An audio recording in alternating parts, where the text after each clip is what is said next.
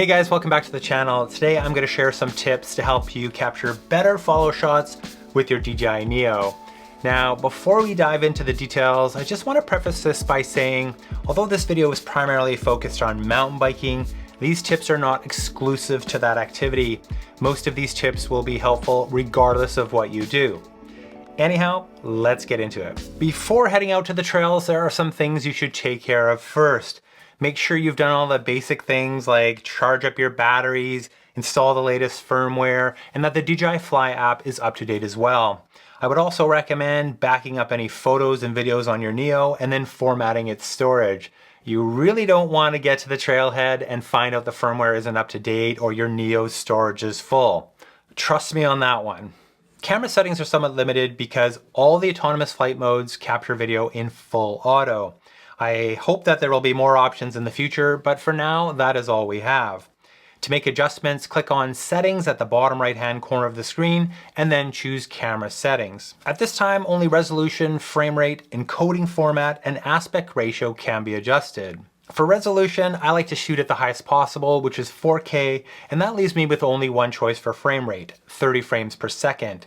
If you want to shoot at a lower resolution, you can choose 1080p, which provides a few more options and up to 60 frames per second. There is also a vertical 1080p option, which is really just a hard crop down to a 9:16 aspect ratio. For encoding format, I choose H.265, which has more efficient compression, resulting in smaller file sizes. This is definitely desirable considering the Neo is limited to just 22 gigs of internal storage. And the last camera setting we need to think about is aspect ratio. The 16:9 aspect ratio is the default, and that is what I typically use. If you choose the 4:3 aspect ratio, electronic image stabilization is turned off, and then you will need to stabilize the footage in post using a software tool like GyroFlow. For my style, I find the default adequate, but if you want more control over image stabilization, just know that you have the option. And finally, just remember that once the camera settings are set, they are locked in for each subsequent flight until you change them, and that can only be done from the DJI Fly app. Even though the specific follow options are limited, they are super important. There are two adjustable options for follow, distance and height. With distance, you can choose close, medium, or far. Pretty much 100% of the mountain biking footage you see in this video was shot at medium distance. I found medium to be the best balance between capturing me and my surroundings while keeping the Neo out of trouble. The medium setting was also best for corners and curves, as I found setting close or far follow distance to be more problematic, especially around tight corners. I think the general rule here is set your distance to the environment in which you're riding. If you're riding on narrow single track in heavily forested areas, close or medium are going to be the best choices. If you're flying in more wide open spaces, far might be a better choice, especially if you want to capture more of your surroundings. Now, there are three choices for height as well: low, flat, and high. The middle option once again proved to be the most reliable for the type of trails I was on. Flat was a good balance between the rolling terrain beneath my tires and the tree canopies above me. Again, select the Neo's height based on the area in which you're riding. Low is probably never a good choice for the typical ups and downs of mountain biking, but may be great for something like skateboarding. On the other hand, selecting high is going to get you in trouble with tree canopies unless you're flying in wide open areas. For me and the types of trails I was riding, medium distance and flat height proved to be the most reliable, yet still made for great shots. Above all, you need to remember that the Neo has no obstacle avoidance abilities whatsoever, like none. It's really good at following and keeping you in the frame, but other than that, it is flying completely blind. So if you choose follow parameters that put obstacles in the Neo's path, it will happily and blindly fly into them. Okay, this may seem a little obvious, but it's important to choose suitable trails. For instance, if you plan on ripping down a downhill trail at high speed, it's not going to work because the Neo will not be able to keep up. It can only follow you up to 8 meters per second or about 29 kilometers per hour. That may seem really fast, but speedy riders can easily go much faster. In my experience, I found that the Neo had trouble keeping up even at slower speeds, so I had to constantly keep my speed in check, especially on the descent to prevent leaving it behind.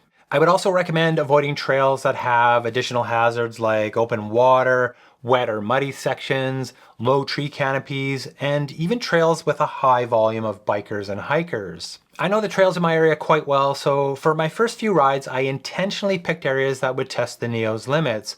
Predictably, this resulted in me getting off my bike many times to help the Neo navigate something, or worse, pick it up after a crash. Once I figured out the basics of what it could and couldn't handle, I chose trails or sections of trails that gave me the best chance of success. Although the Neo's prop guards are mostly designed to keep fingers out of harm's way, they also offer another layer of protection from foreign objects snagging those propellers. The Neo is really quite good at staying in the air after colliding with obstacles.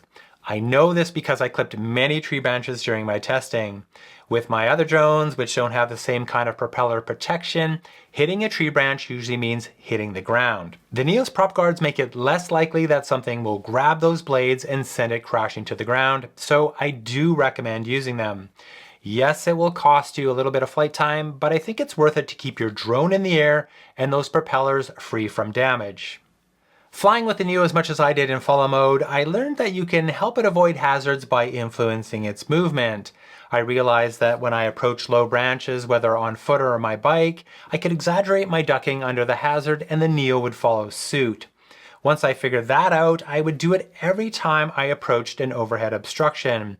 Even if I thought the Neo would pass safely under the obstacle, I would duck down a bit for an extra measure of safety. On wide stretches of path, if I came across an oncoming hiker or biker, I would shift further to the right to make sure the Neo was well out of their way. I never had any issues with the Neo getting confused on who to follow, but it's not something I encountered often. As a general rule of thumb, I would try to avoid busy trails whenever possible to avoid conflict. For corners, I used different techniques. Hairpin corners were especially tricky, and even more so if they were on steep terrain. When approaching a corner, I typically would slow down and take the corner as wide as possible so the Neo could keep me in sight. I found tight corners on narrow trails to be the most problematic, so that is where you definitely need to use the most caution. At least a couple of times while testing, my Neo got hung up in some bush trying to navigate a steep switchback. Eventually I learned some techniques to manipulate the Neo, but I was not able to wiggle my way out of every situation. The good thing about the Neo though is that if it does lose sight of you, it will just hover in place and wait. A few times when my Neo got hung up behind a tree, I just hopped off my bike and ran back to it. Once the Neo recognized me, it would pick up right where it left off and start following again. When you launch your Neo from the palm of your hand without a controller or mobile device, you are flying in palm control mode. In palm control mode, there is no return to home, which means there is no safety net for a low battery condition. If your Neo hits a low battery condition in palm control mode, it will simply land wherever it is. It won't come back to you, it won't hover and wait for you, it will just land. It won't even worry about if it's a suitable landing surface or not. It will just land, even on water. Having your Neo land in an unsuitable location can be very bad, so it's important to keep track of time while you're flying.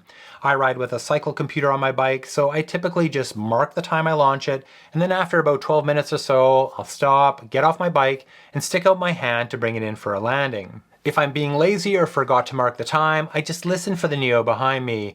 The Neo makes a decent amount of noise, so for the most part, it's a simple way to know if it's still following. If I don't hear any noise, it means my Neo has landed or become hung up behind an obstacle and I'm too far away to hear it. On one particular ride, I must have been daydreaming on the long climb and I didn't notice right away that my Neo had landed due to a low battery. Let me just say that even on wide double track, it's not so easy to find a tiny gray drone resting on the trail. I actually pedaled past it at least once before doubling back and finding it. So however you do it, just be sure to keep track of your battery to avoid unexpected and potentially regrettable landings.